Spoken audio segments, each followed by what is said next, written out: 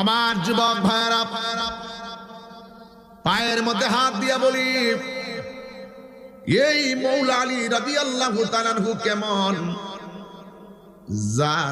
যার একটি তলোয়ার ছিল, সেই তলোয়ারের নাম হলো জুলফিকার। জোরে কন্যা সুবহানাল্লাহ।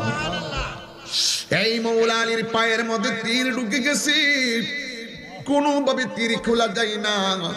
মৌলা আলী বলছে, খবরদার, তীর খুলতে গেলে আমার কলিজাটা ভেঙে খান খান হইয়া যায়, কলিজাটা ভেঙে টুকরা টুকরা হইয়া যায়।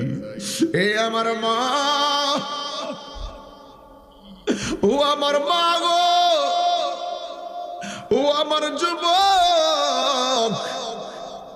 মৌলা আলী বলে, খবরদার, আমার পায়ে ধরবা না, আমার কলিজাটা ভেঙে খান খান হইয়া যায়, আমার কলিজাটা ভেঙে টুকরা টুকরা হইয়া যায়।